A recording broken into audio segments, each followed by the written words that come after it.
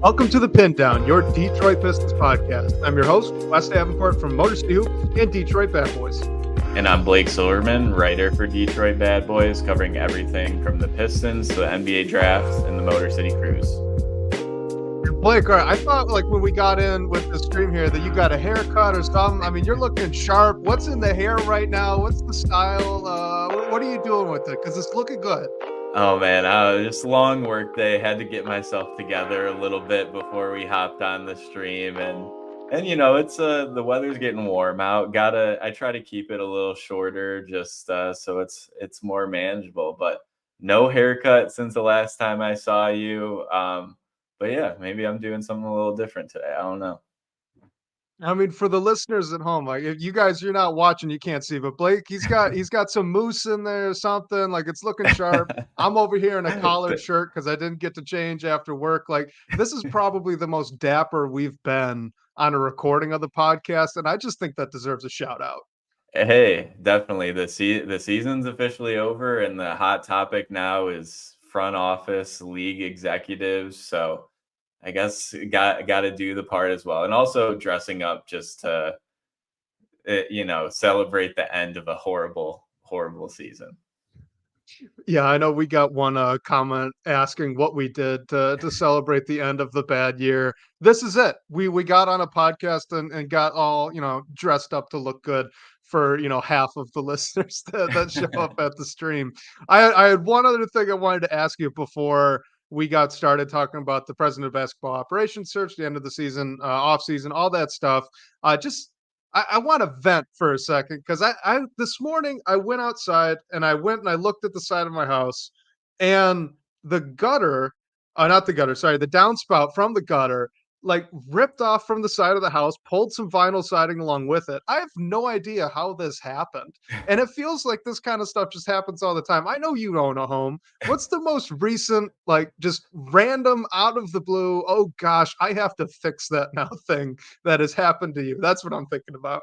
Oh my gosh. The gutter thing actually happened to me at my old house, and it was wood siding. So luckily all I had to do was figure out how to screw it back together. But oh man, what is the most recent thing? Project, and it's not even really a project that we're undergoing right now, is our deck is just in rough shape. We wanted to stain it last year, never got around to it. We did replace a few boards, but got a wood deck. Wood rots with all the weather and everything. So that's the big project of the summer. Nothing has necessarily went wrong, but it's just one of those things. Every time I look at it, it's just a headache. And in the back of my head, I'm like, I have to do something about this. You're going to get a kick out of this thing because one of the first projects that I did after we bought the house that we're in was to restain the deck. We've just kind of got a back patio. It's just flat wood deck. There's no railings, no nothing on it. It's just a pad basically. And I did the rookie homeowner mistake. I just got down and I stained it. Well, I didn't strip it. I didn't sand it. I didn't prep it, nothing. So it looked good for about a week. And we've got dogs. So yeah. Those claws just went and ripped it up. It's in rough shape again. And I'm just staring at it yeah. I probably won't get to it this summer, but that's on the list. So I feel you. Decks are work, man. We want to do one of those I don't even know what the material is, but the longer lasting ones, so you don't really have to deal with it, but that costs money. So if you're thinking about building a deck, maybe just think about something else. They're a lot. There you go. That's the homeowner advice segment of the Pindown. We got a ton of questions though, so we're just gonna get right into that, guys. The first one, I mean, it's top of mind for everybody. It's just kind of general thoughts here. This is from a fella in the DBB comments, but just kind of general thoughts about the hiring of a new president of basketball operations. So we found out last week that Tom Gores is going to hire somebody above everybody else in the front office, is at least how it's being presented right now. So that means above Troy Weaver. That means above guys like Ed Stefanski, and anyone else who had a prominent voice outside of probably aren't telling because I know that he has some level of ownership stake at this point. So he'll probably be involved in that hiring process, at least to some degree. I would assume. I'm not reporting that. I would just assume, since he has some level of ownership stake. Regardless, this is going to be an individual that comes in and resets the vision of Detroit basketball. He will then immediately have a decision to make on Monty Williams, on Troy Weaver, on the rest of the staff. That includes scouting, assistant GMs, the whole nine. Tom Gores has basically said, I'm not making the decision. I'm going to hire someone who knows better than I do to go and make that decision for me. So, what a fella's asking here is, what are your thoughts on hiring a new president of basketball operations? And will more cooks in the kitchen really help? So, Blake, I'm curious what just your thoughts were when you saw that announcement. And to a fellow's question, do you think there are going to be a lot of cooks in the kitchen, or do you expect the new person to kind of whittle things down? What are your expectations at this point? Yeah, I mean, I like the announcement. I feel like it's an announcement that things are going to happen. Like we knew change was coming. We didn't really know what it was. Now we know for sure there is going to be a lead basketball executive coming in. I mean, we knew things were heading that way from the reporting from James Edwards and Omari. So my thing with like it makes sense. We all knew it was coming for a bit. My thing with it is I feel like we it kind of has to happen quickly because how it's being framed and the way things are being put across is this new hire is going to have a say on whether Troy Weaver stays around, whether Monty Williams stays around, and be really like the final decision maker in that process. So say there are moves there, like Troy Weaver, if this new president of basketball operations, if they part with Troy Weaver, I feel like that's less of a concern because this president of basketball ops can make those decisions in terms of the draft and then the trade. I don't really know how many teams that do have someone in this position, like when they have a general manager, how big that say is. But if you're going to be hiring a new head coach, you got to start that pretty quickly, like almost ASAP. So we have this search underway right now. And depending on what that person does coming in, there may be more searches down the road. Maybe there are people in waiting, something behind the scenes that we don't know. But I'm just like, you just got off of a historically bad season. And yes, changes are happening, but we almost just need to light a fire under ourselves to make these changes happen because you have a draft coming up. You have an off season that is critical coming up. So I'm just worried about the whole time aspect of it, but I am a fan of it in the long run because something needed to happen when you win 14 games. Yeah, I agree. And in terms of how the process is working here, with the GM, with Troy Weaver specifically, right? So I think it makes a lot of sense. I'll just put it that way because you're going to bring someone in who is the new decision maker on all things basketball. They've got people that handle all the business side of the organization. By all accounts, the business side of the organization is doing just fine. Valuation on the team is good. No issues over there. So this person is going to come in and handle literally everything basketball related. Now, if you get that position, even if you were going to immediately fire Troy Weaver, you knew that when you were hired, you were going to fire the previous GM.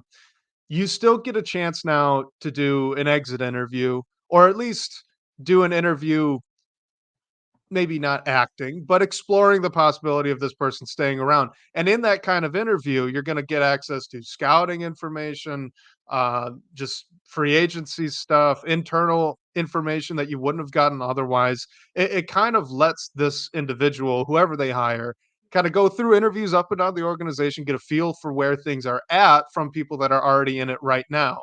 Now, obviously, we as fans, we really do not want whatever has been going on to continue in terms of the way this roster is being built out. So I'm not saying that this person, the new person, is going to be able to get in and get all this really valuable insider info and just continue the process. That's not what I'm saying. What I'm saying is the person's going to get in, get all that insider information, and now be fresh eyes and can do whatever they want with it. But they're not going to be behind anymore. Like you look at when Troy Weaver was hired, he was hired pretty close to that draft. That's the draft we end up with Killian Hayes, Saban Lee, Sadiq Bey, and Isaiah Stewart, 1 for 4, right? You can't excuse going 1 for 4, but the fact that he was hired so quickly or so close to the draft maybe explains it a little bit. You know, do you know what I'm saying there? So I don't think there's going to be that negative side of it in terms of the timeline that way with draft, free agency, and trades. I'm right there with you with the coach. If they end up moving on from the coach, it's a little bit more concerning just in terms of throwing all of these young guys into limbo again. But you do have a lot more time for that decision. I mean, we saw how long it took them to hire Monty Williams, and truthfully, there really wasn't any system issue going into the season. By the time they got started, it was other issues that brought the ship down. I want to bring up this comment here from Coffee. He says that bringing in the new person, it's not going to solve the problem because the problem is Tom Gores. And one, I just kind of wanted your take on it, and then I was hoping to respond to it as well because I've got a thought. But I was curious to see what you would think here. Yeah, I mean, where I think the I guess biggest problem lies right now is in the front office, just because that's how the roster was constructed. I mean, again, we don't know what's going on behind the scenes, what strings are being pulled, what say that Gores has in terms of like roster decisions. I know when he spoke with the beat writers when the losing streak was going on, he said it's like gotten to the point where he's talking rotations with Monty Williams. Like, I doubt he's always that involved or really much involved. I don't know. Like, I think I said this a couple weeks ago. I don't necessarily think Gores is the problem. I get the team hasn't been good since he purchased them. But I think that lies more in the front office, not even specifically Troy Weaver, the front offices that were in place before him.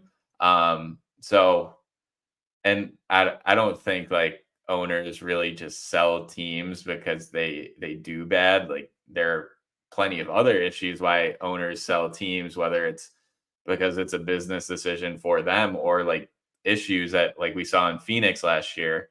That's not really there with Gores for me. So I think you make these front office changes. Maybe that comes along with some changes to your coaching staff, and it definitely comes along with changes to your roster and start there. But like, I don't think that like ownership is a real issue. And I think there's not like, I don't think we're going to wake up magically one day and Tom Gores is going to be like, all right, I'm selling the team. Yeah. So I bring this up. I brought this one up from Coffee because I'm very sympathetic to the point of view that all of this kind of comes back to Gores. Like, I get it.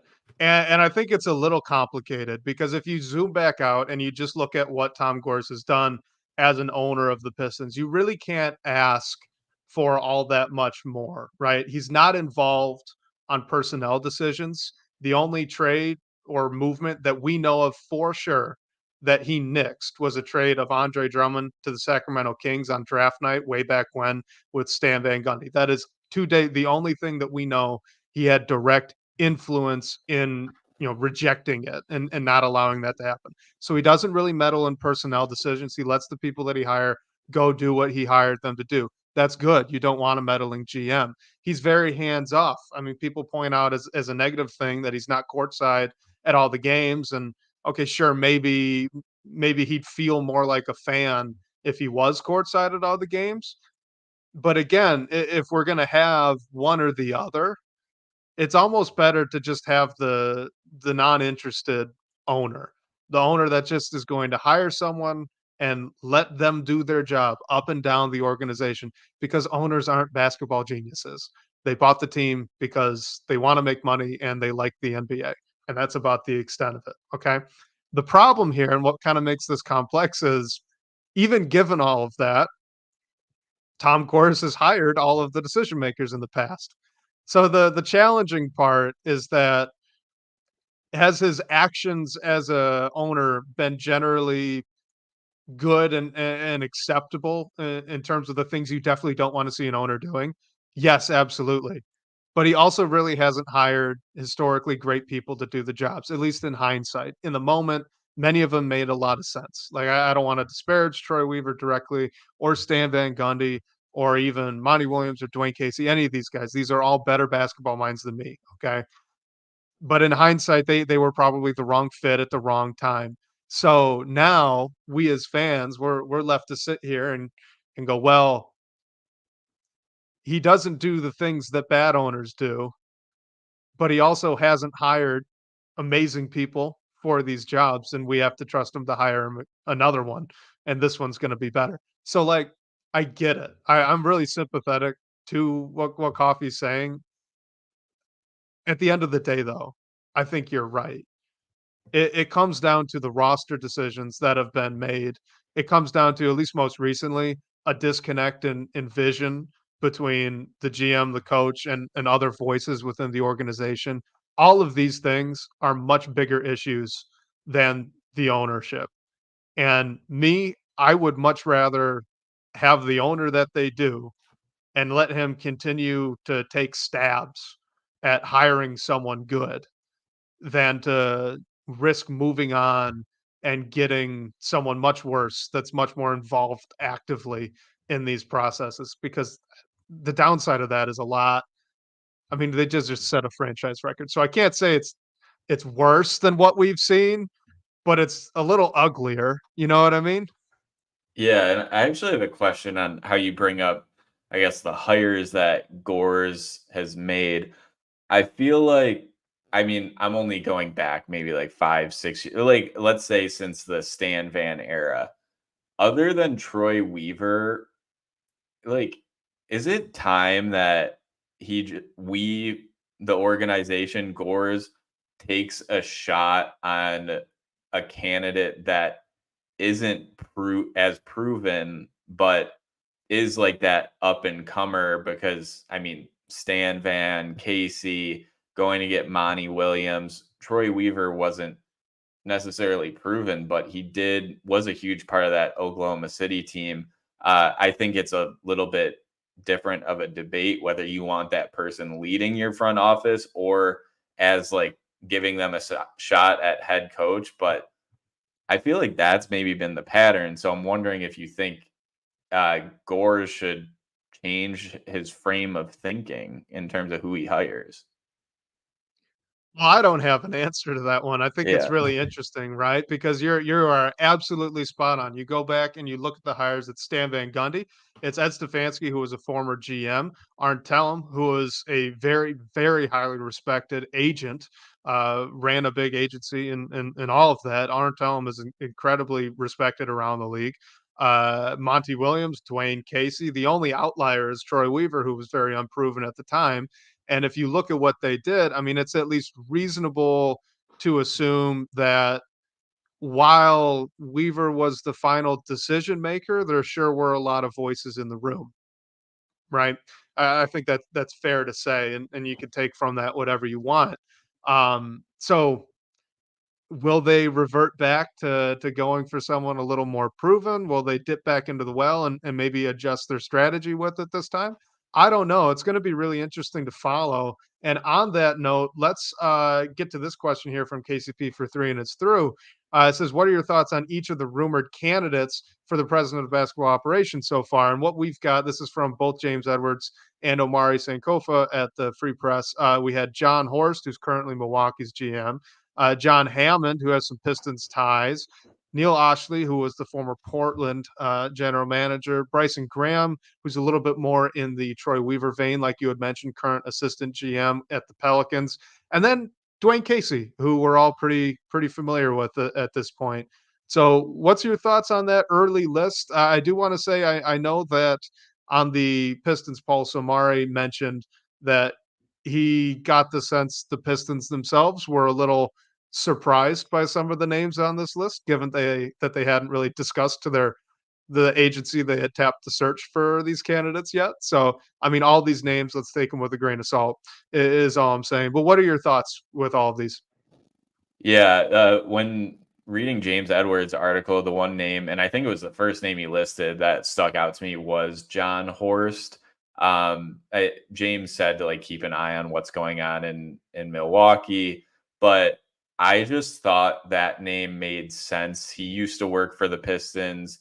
He went to school at Rochester University, which shameless plug is right by where I live. So I feel like I personally was just like, oh, that would be super cool. And it makes sense. He's a Michigan guy, has had extreme success at this level, helped build a championship team. I know James also said the one candidate, John Hammond, was the one who drafted Giannis, traded for Chris Middleton, and then left. And then John Horst was the GM.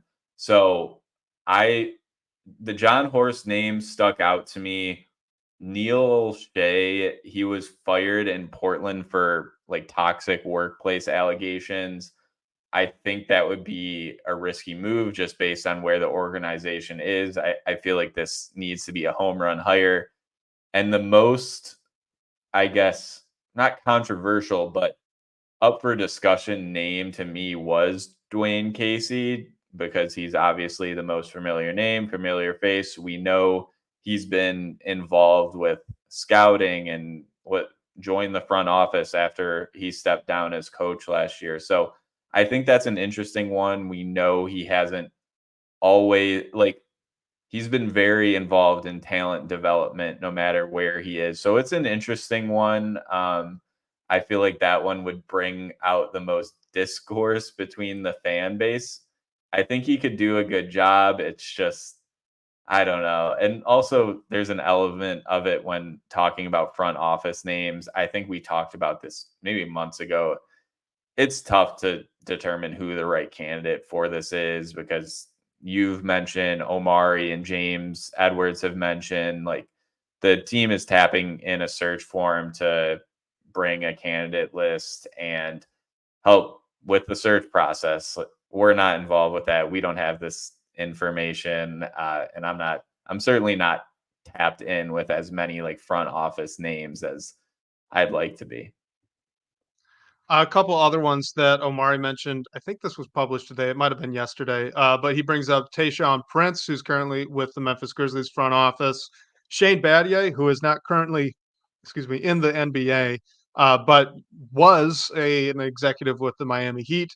And then as well, Mark Hughes, who is involved with the Clippers front office right now. Yeah, I mean, I'm with you. I don't have any insight into any of these. I mean, especially looking at hindsight with the Troy Weaver hire, right? Like when he was hired, there were only good things said about the guy and his ability to evaluate talent, all of this.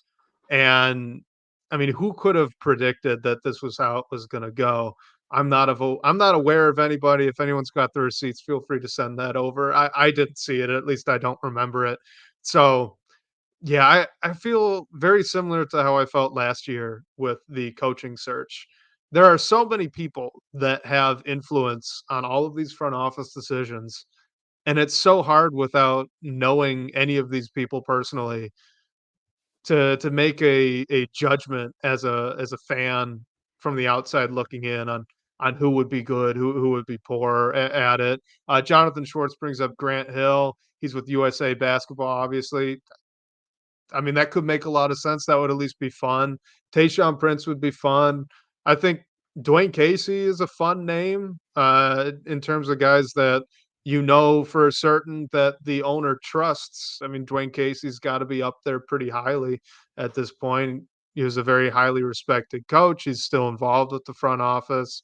I mean, we know just public information. He's extraordinarily well respected throughout the league, both in front offices and with other coaches as well as players. Maybe that's something interesting. We saw Boston promote a coach into their front office, Brad Stevens, and that certainly worked out well for them, though they started from a much higher point than we're at now. Coffee brings up Bob Myers. I don't know. He's pretty complicit here with how the Warriors have crumpled as time has gone on, but he did put them together at the same time. So maybe. I mean, all these names. I think they're all interesting, and I can just try and pick who would be the most fun for me. But I don't really have much to go on at all in terms of who would be the best at the job. Yeah, I will say the one name, and this is from when we had this discussion, like in the losing streak, where who are candidates for this? And I mean, neither of us really knew. I did some research, and one of the names that popped up as like high rising executives is Jeff Peterson, who was a right hand in Brooklyn, but he was hired in Charlotte, basically in the same position to lead their team. Woj had him on his podcast probably a month ago, which I gave it a listen to, and I mean it from what I read, it like carried over into listening to him talk and how he was talking about moving that organization forward. I think that one would have been cool, but now off the table. So what can you do? So yeah, there's only so much research I guess you can do, and when we don't even really know what's going on behind the scenes, what they're looking for and who it's ultimately going to be. All right, before we move off the topic and get to a great question here from our guy Camille, want to ask you this. Let's call our shot, both of us, but you go first. All right, not say who's going to get hired, but after the person gets hired, who is then kept and who is fired. It could be both. It could be both in either category, however you want to split it up. But between Monty Williams and Troy Weaver, call your shot. Who's sticking around if either of them? I And this is honestly just a guess. I think Troy will not be around any longer. I just think it's difficult with the situation. I think it's difficult to stick around. I mean, maybe something is worked out where he's doing more of that like scouting or whatever it is. I just don't see it. And that I think Monty stays. I know, I mean, I could see a world where they're both gone, where they're both staying, but right now, where what my gut is telling me is Troy is no longer here, but Monty is still the coach of the team next year. What do you think? Well, I completely agree with you. So let me ask you this. Ah, Let's play in fantasy land. Like you are hired as the next president of basketball operations for the Detroit oh my Pistons. gosh. Would you be comfortable having the former GM who was making all the scouting and GM decisions around on your shoulder, whispering in your ear? Probably not. No, me either. Me either. That was the same thing that I would pose last offseason when some people were wondering if Dwayne Casey was really gonna stick around maybe on the coaching staff or not. Like if you were a new coach and you got hired, would you want the old guy still around on the bench? Like, oh, no way. I think Yeah. it's the same thing here. So yeah, I completely agree. If when they hire someone else, I assume there'll be a couple interviews and then that'll be it. Weaver will move on hopefully somewhere else, and hopefully he does land a job in a front office somewhere. I mean, by all accounts, he is a good scout. So hopefully he can fall back on that. And then I likely think that Monty Williams is sticking around. Derek Brown, we appreciate you. Yeah, Thank you for thank that. you. He said I, he's looking forward to watching. So we appreciate that. Let's get to this question here from Camille. He says, be honest. In a scenario where everything goes well, what can this team do next season? So, like, if they have a perfect offseason, what do you think the ceiling is next season? And this is obviously early. I mean, we're recording on April 18th, so a lot can change. But what do you think? yeah, first shout out to you, Camila. Thanks for the question. I mean, I feel like realistically, if you're being a realist, you can't expect this team to win anything more than 30 games next season. So If everything goes perfectly, maybe it's somewhere in that 31 to 35 range. But yeah, the tough part about where the team is at now is there hasn't been, I mean, they haven't been good for a very long time. There hasn't been much, if any, pro there's been progress because you have Cade Cunningham and some interesting young pieces, but the team hasn't made jumps. So I I don't know. I just don't think you can expect them to magically turn things around. Like this thing is going to take time, especially when you're bringing in a new leader of your front office, a new head coach, potentially a new GM, potentially. Um, like they're not starting from scratch, but they're also not in a scenario where they just are like one piece away from being a playoff team. My my heart really wants to even go higher than what you said. But I'm gonna cite a piece that friend of the show, Jack Kelly, published on Detroit Bad Boys last offseason. Near the end, he went back and he was looking at former teams that had the worst record in the NBA and then the improvement that they all made year to year. Because at the time, we were all as fans, we were trying to figure out what's a reasonable guess to the amount of wins that the Pistons could win this season. Obviously, all of us guessed way too high. Um, but the trick was that looking through all of those teams, the only team that made a really significant jump, and by significant, I mean more than about 10 to 12 wins, was that San Antonio Spurs team that drafted Tim Duncan. And mind you, they drafted Tim Duncan because David Robinson, I believe, was just out the entire season previously. So they kind of already had a ready-made roster to compete, and then they added a generational prospect to it. That being said, maybe if all the right decisions are made, this Pistons team does get into the 28 wins, 30 win range. I mean, at that's getting close to a 15 win improvement at that point. And while I will be the first to tell you that history is not an incredible predictor of the future and that you as an individual are not representative of the average, I absolutely agree with all of those things. But it would be historically rare for the Pistons to win 10 more games next season than they did this year. And for all the excuses that were there last year, a lot of them are gone now. Last year Cade was out. They dealt with a ton of injuries to, key guys. This year, the injuries weren't nearly as impactful. And Cade Cunningham played the whole season. So I guess that's my Debbie Downer answer. Maybe like an 8-win improvement is more in the lines of reasonable and would be less precedent setting historically. How many, like, I'm thinking of Houston right now, and while Houston wasn't the best team or the worst team in the league last year, I feel like they did a pretty considerable 1-year leap. Like they won 41 games this year, and I want to say they were. I'm They trying weren't the to. worst team in the league.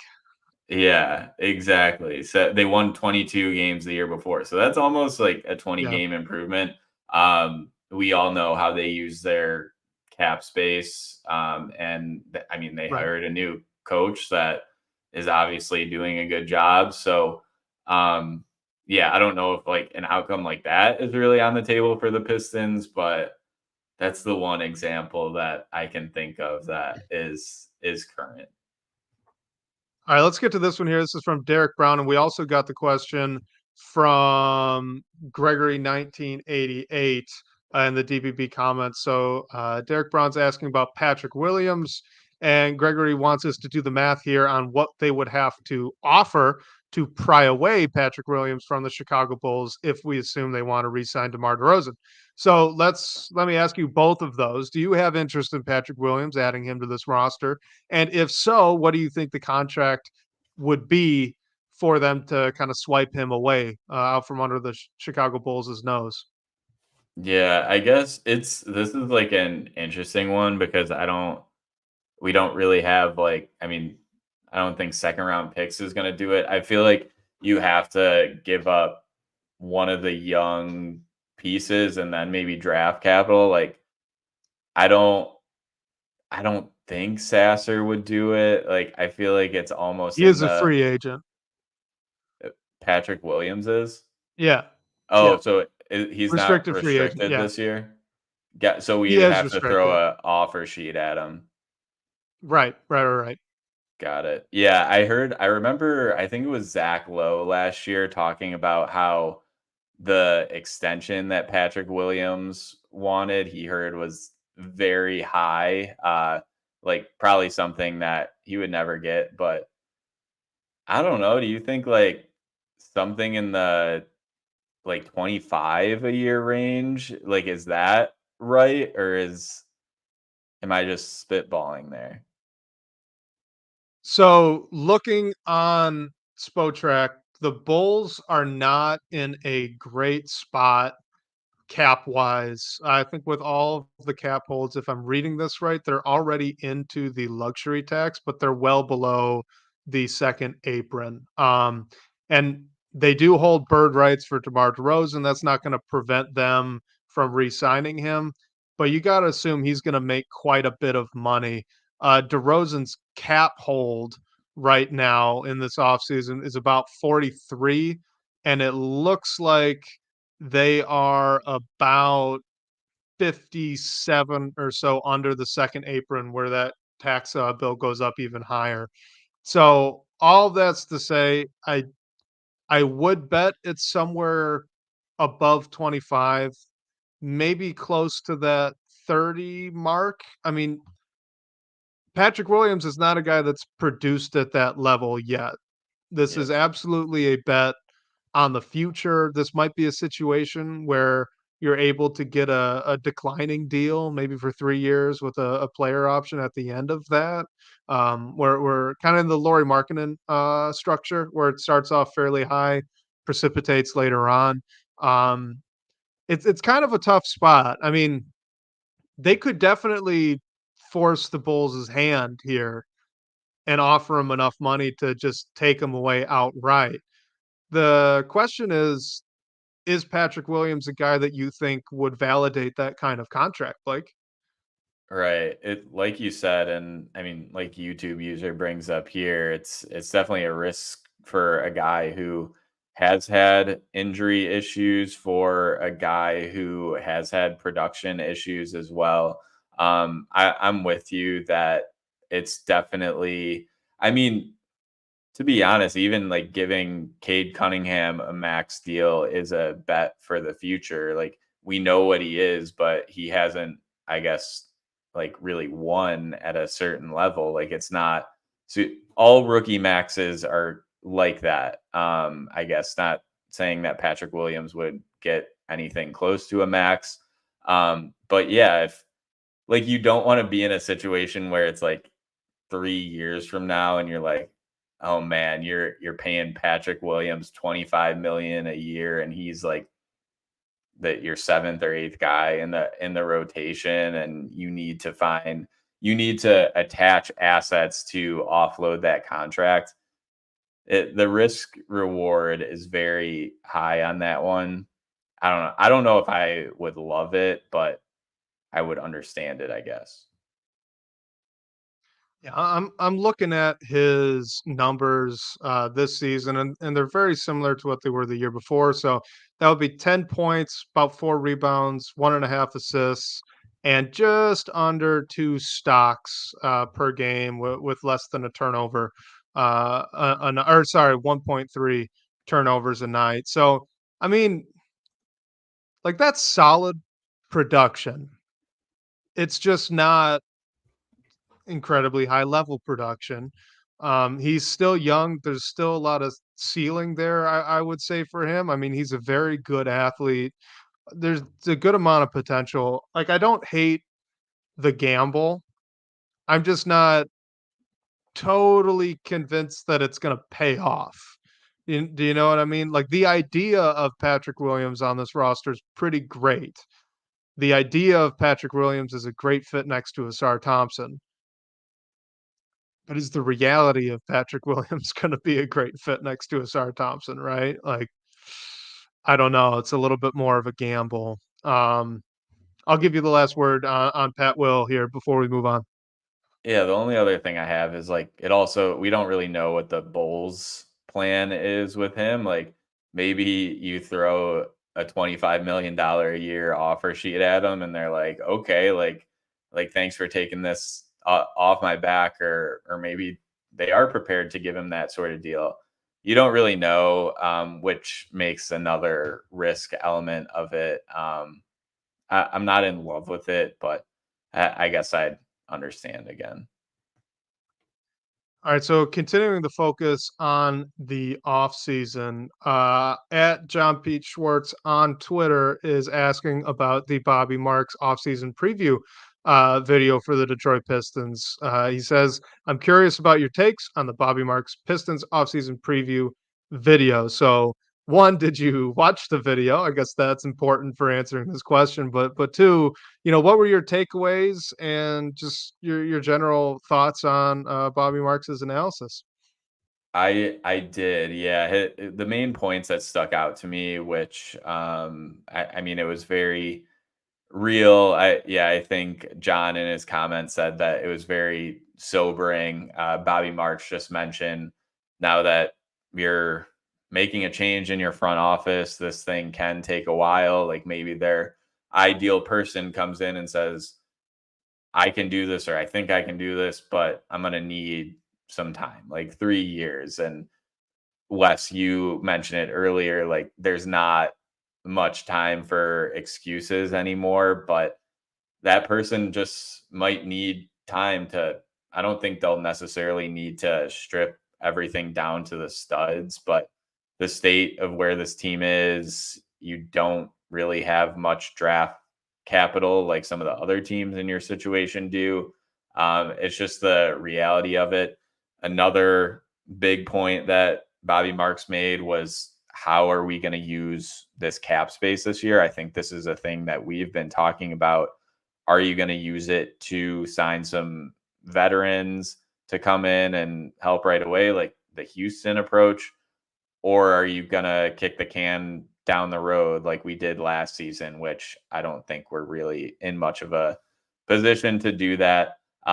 He also talked about the free agent class, like not being super great. Like we have all this cap space, but what are you going to do? Overpay some guys? And there's probably not a ton of guys who are really hyped to come here in the first place. Whoever the leader is of this new front office needs to come up with a reason that they should come to Detroit, which is unknown or not really there right now. And then the last thing was Cade's extension. What are you going to do?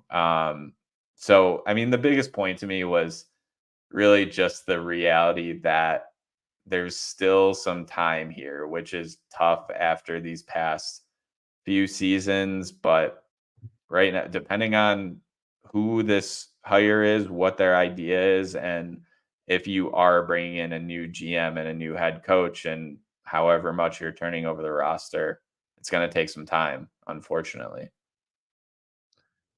Yeah, my I had two thoughts on the time thing that you mentioned. I mean, one, it's very linked to the strategy that they take with their cap space, right? If you are in a situation where the new head man in charge thinks that this thing can turn around fairly quickly or needs to turn around fairly quickly, then that's absolutely going to change what you do with that cap space. I mean, Bobby Marks mentioned maybe the Pistons take on Ben Simmons's contract to get in some draft assets or something along those lines, which really isn't a great path forward if you're going to try and accelerate out of the bottom here.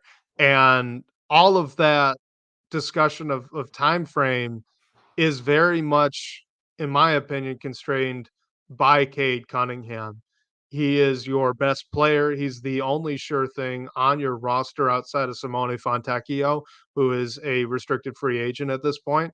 So if you're going to turn around and build the whole roster out around Cade Cunningham, you don't necessarily have 4 years before he may want out. I think we've talked about this a little bit previously, but the moment he signs that extension, you've probably got 2 seasons after the extension kicks in. So practically 3 years, which was kinda on the bottom end of what, the video was talking about, where you could still be normal bad. You wouldn't wanna be as bad as they are right now, but, closer to upper 20s, low 30s of win totals, right? And there are still paths up from there. The issue kinda comes in with doing something like that Ben Simmons trade, where you just take on Ben Simmons to get draft capital. That's not gonna help you win games at all at this point. So, like, that's almost punting it too far down the line, in my opinion anyway. So yeah, I mean, I thought it was a really interesting video. Obviously, Bobby Marks is an expert former GM. It was pretty cool to hear his take on all the assets that the Pistons have. When he was bringing up the contract negotiations for Cade Cunningham, thinking about doing it maybe in the vein of Darius Garland. I thought that was a pretty good call out. Did you? Yeah, and he also brought up, like, LaMelo Ball at that one Hmm. too, I think. Yeah, it was really interesting. I guess my thought similar to you is if and normal bad is a really funny statement, by the way. I was, like, laughing in my head when you said that. Normal bad would be great right now, but if Cade signs the extension, like realistically, how quickly do you think he could ask out if things are still bad? Trade deadline the first year that it's in. So Okay. he'd have next season's gonna be the final year of his rookie contract. The first year that contract actually takes place, if they're still on pace to set franchise records, I could absolutely see a trade demand. I mean, he's in a really weird spot. It's tough to look back at former number 1 overall picks who have been reasonably good and close to the expectations that were set for them, which he has, especially this past season.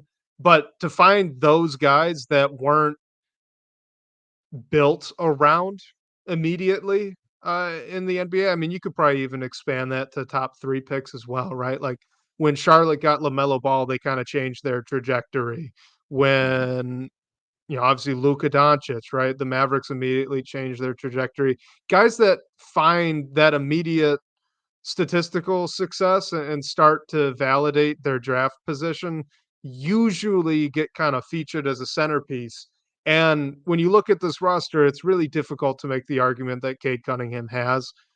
So in that way, I do think it's a little unique of a Mhm. situation where there already might be some tension today, right now, where if it, snowballs and they're still historically bad in a couple of seasons, then, maybe this is uh-oh category. I did wonder after watching that video if the new person comes in and thinks that, man, this roster's in such bad shape and this is going to be another 4 or 5 seasons before we're, competing for mid-tier playoff seeds. If there's any inkling that Cade might not be on board for that long of a re-up, do you look at trading him? I mean, I feel awful saying that. I love Cade Cunningham. I don't want him to go anywhere. He's the only good thing they've got. But like, if that's the situation, should they? I don't know. I was sort of wondering that too. Like, I've just been operating under the assumption that this mass extension is gonna happen and, like, kinda be the one sure thing of this offseason. But another thing Bobby Mark said is, do you wait on the extension, wait another season, wait until everything else that shakes out?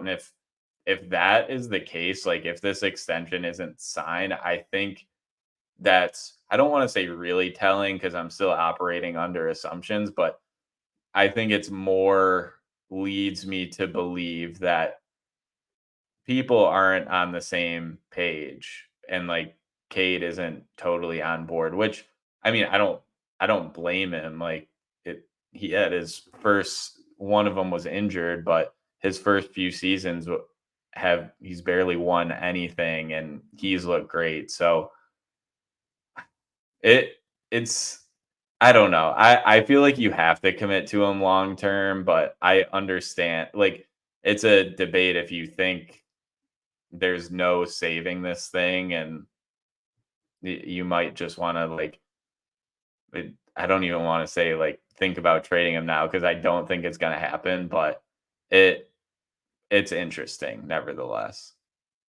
Yeah, I'm with you. I do not want that at all. And to harken back to something we were talking about earlier, I mean, I think that legitimately the only path to a pretty massive win total jump next season is to just kind of wipe the slate clean and build everything specifically tailored to Cade Cunningham's success.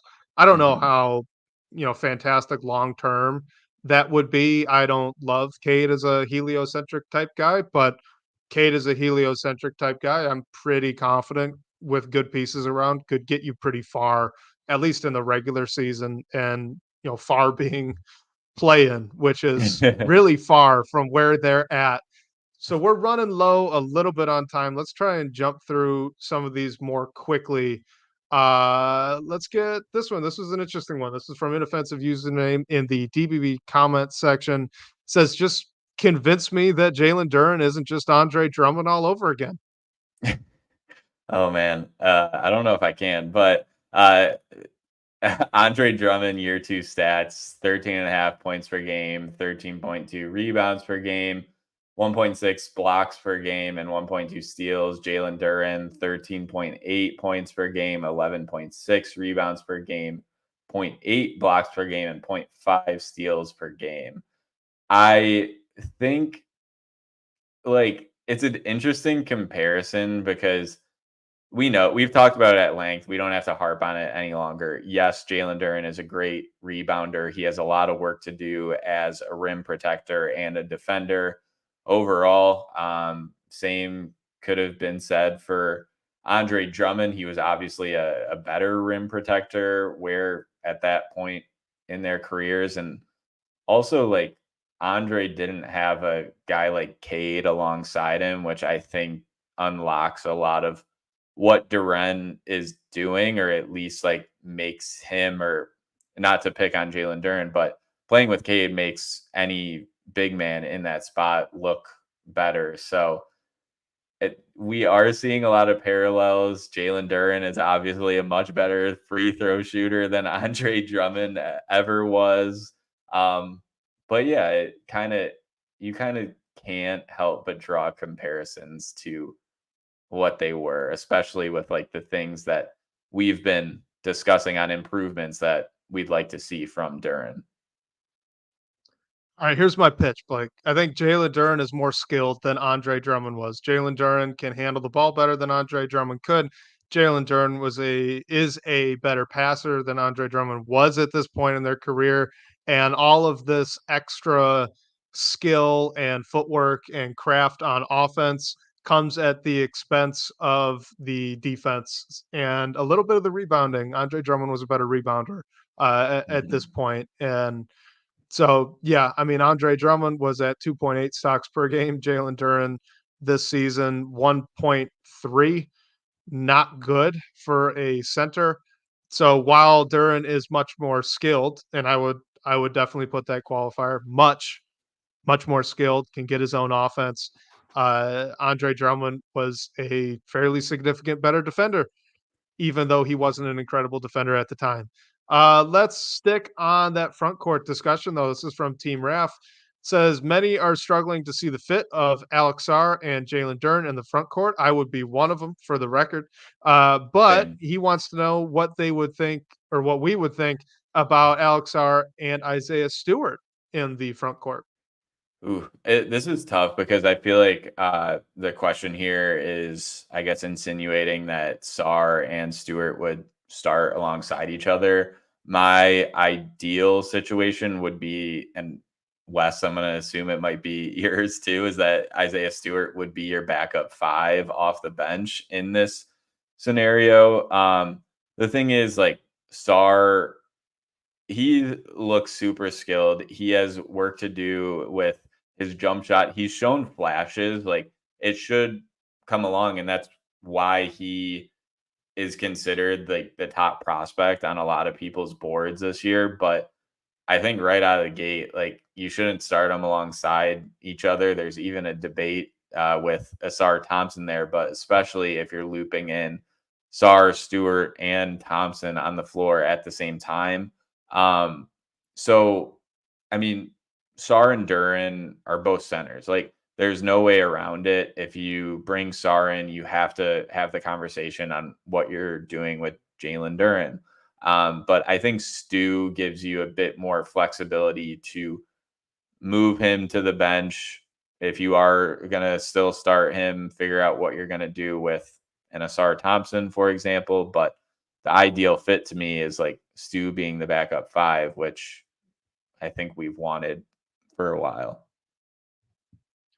I will say that I think in short bursts, Sar and Stewart would work together well on the court. That's not something that, like you said, that's not something you'd want starting. That's not even something you'd really want to get significant minutes of. But if your two five men are Sar and Stewart, just in order to get both of them enough minutes a night, there's gonna be some overlap.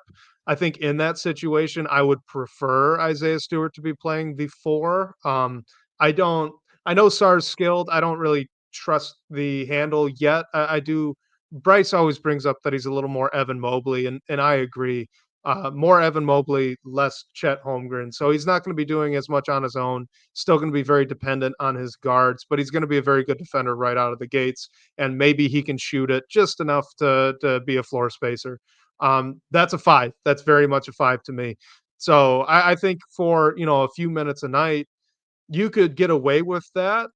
It could be even something that you look into starting situationally if you're playing a team like Milwaukee, for example, so that you could stick one of those two on Giannis and the other on Brook Lopez, potentially with the Philadelphia 76ers as well. That could be a decent matchup to kind of take Sar off of Joel Embiid, where I think he would get a little physically dominated.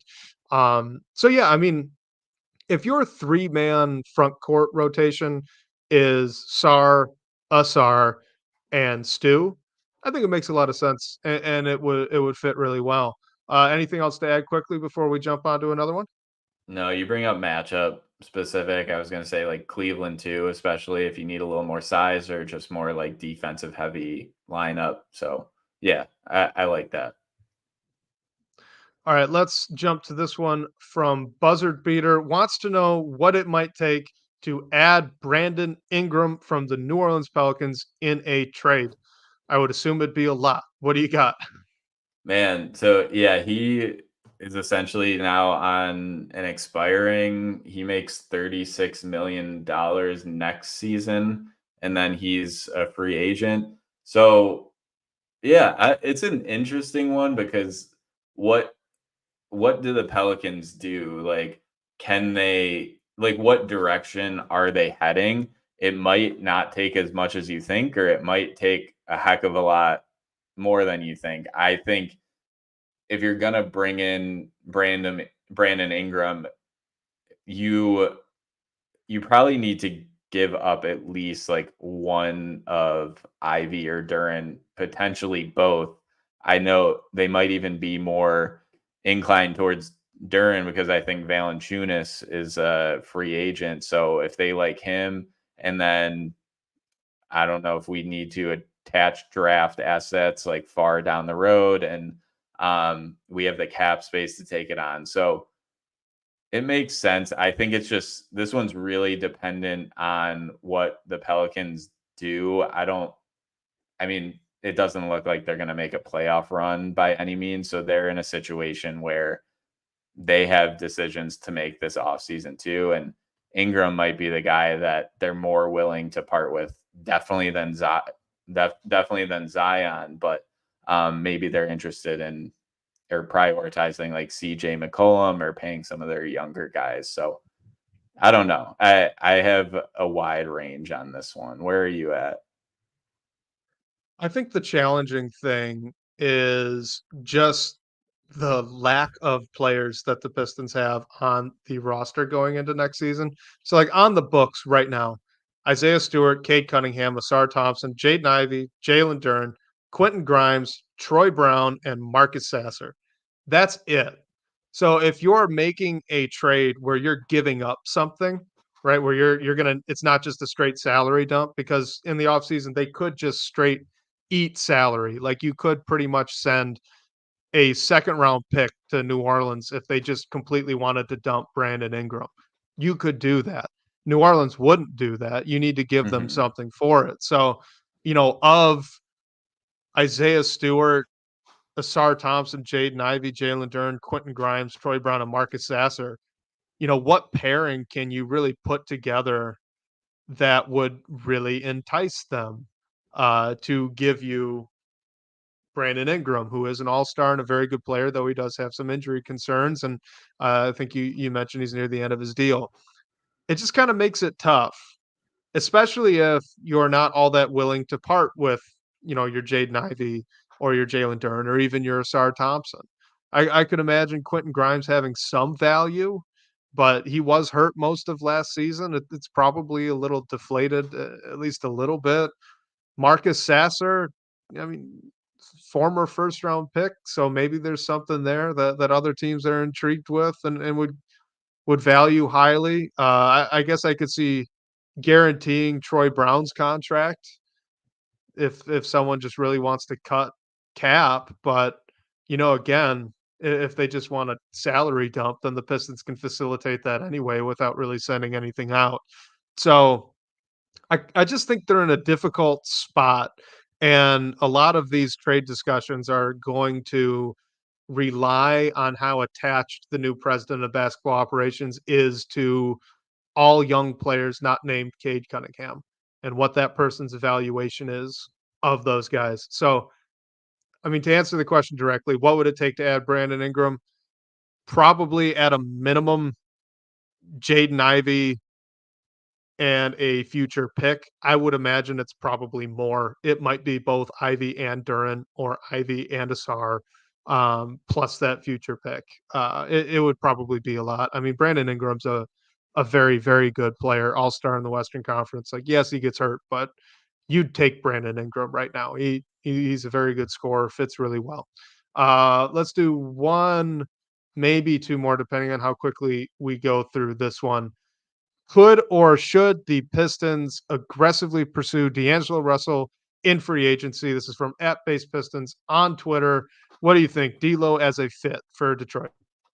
I mean, I think he'd fit fine. Like we've seen what he's done in LA with like LeBron as the primary ball handler, and he's had a great season shooting. I just don't know if and this is going back to what Bobby Marks talked about. Like, don't know if he's at a point in his career where he'd want to come to Detroit. Maybe he's trying to make his money and we make an aggressively overpriced offer. That's the only way I see it. I don't know if I don't know if we should do something like that. It might be one of the only options to get a player like that.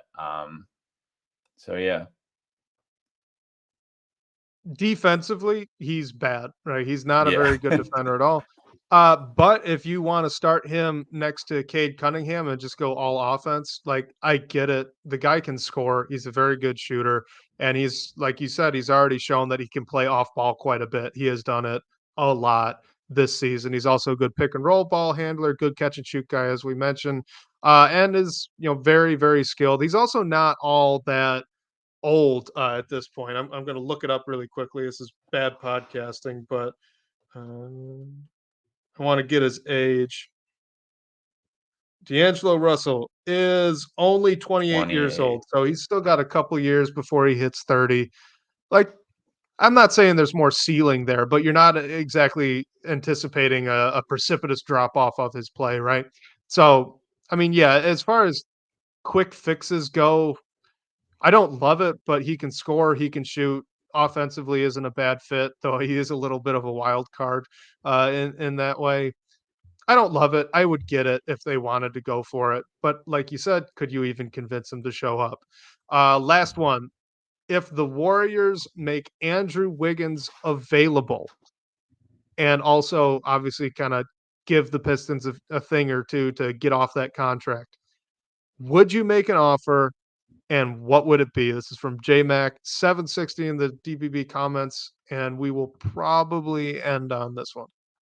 Yeah, so Wiggins has like a much more long-term deal. He's making 26 next year, 28 the year after. And then the real kicker is he has a $30 million player option in 2026, 2027. So this is like a totally the Warriors want to get off his contract move to me. Like I don't feel like you should give up much of anything to take on that contract. Maybe the Pistons are willing to do it because there's not really anyone in the free agent market that's enticing them or that they're able to bring in on deals that are comfortable for both parties. But I don't know. To me, this one looks like a total just, hey, X team, like we'll give you X for taking on this contract. I know Andrew Wiggins is still an okay player, had a rough year, but based on where the Warriors are, like I don't see them having much leverage to bring back anything of significance in an Andrew Wiggins deal. Am I off on that? No, I don't think so. I do think it would be a salary dump for the Warriors, and YouTube user brings it up. Like I do already think that Wiggins is available, right? I mean, it's not like it's a secret at this point. He had a really rough year. He's getting paid a lot of money. I don't think he's as bad as he was this season. I think there's still a pretty effective wing in there. He is still a good athlete. He's a better shooter than he showed this past season. So in terms of like fit with Detroit, he'd fit in pretty well. He's a good defender too, right? So, him and Asar Thompson, not a bad 1-2 punch there out on the wings at the forward positions. Um, it's going to be more than a second round pick. I think at this point, I could imagine there are a few teams that would want Andrew Wiggins, or at least would want to take the chance, have the cap space, and not all that much to lose. Very similar to the Detroit Pistons. So, maybe it's like Marcus Sasser and a second round Yeah. pick, and then you get Andrew Wiggins back and bank on him kind of rekindling some of the magic he had a couple of seasons ago in San Francisco. I mean, I wouldn't hate it if it's that low, right? I wouldn't hate that at all. He does fit well. Yeah, and I mean we've talked about the cap going up too, but it's just like Yep. if he is what he is this year, like $30 million at 2-3 years from now is like, yikes, are you willing to take that risk? Yeah, right. Absolutely. Let's just give the shout out here because Piston legend Blake Griffin retired this week. And Shag's just in the GBB comments, he wants to ask Blake, was that 2018-2019 season the highlight of the past 15 or 16 years of Pistons basketball? I mean, it's Man, up there. Blake was yeah. incredible. Shout out to Blake Griffin on an incredible career. Yeah, probably. I think the only other thing that sticks out to me as like a highlight in the past 15 to 16 years is when the Pistons won the lottery, the Cade Cunningham year. And I'm talking about in that moment because we know the state of the team right now. But what Blake did was incredible. Wes, we talked about this off air a few times, talking about like crazy performances we've seen in person. I was at that game where he dropped the 50 points against Philly. And I think you mentioned you saw Anthony Davis do it at the Palace, right? When he was on the Yeah, set the Pelicans. Palace record for most points scored in the building when he was with the Pelicans. Checked by Tobias Harris, who is a free agent target, apparently, or could be.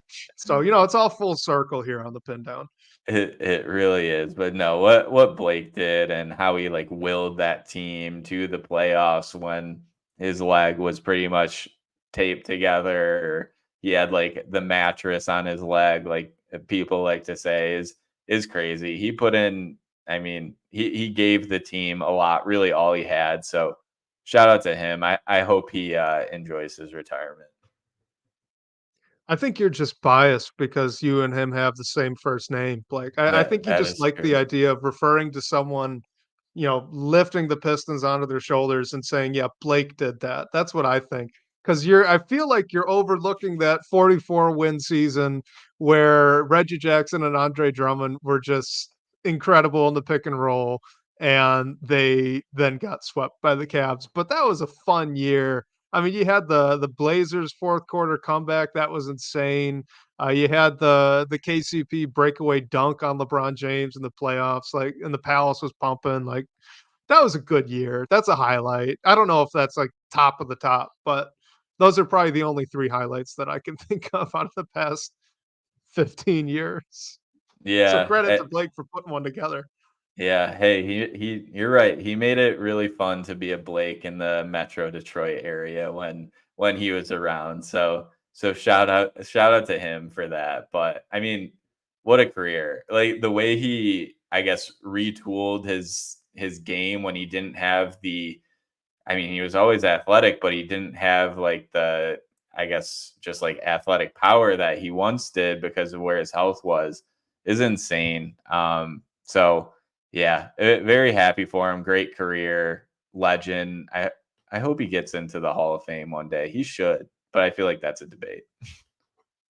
I feel like he should as well. But guys, we're gonna wrap it up. To everyone that tuned in live, thank you so much. We appreciate you. Everyone that submitted the questions as well, thank you. We appreciate you all. This is very much a fan driven show. So all these questions, all the participation we get, we love it. We appreciate it all. Blake, thanks as always. Great show. Why don't you close us out?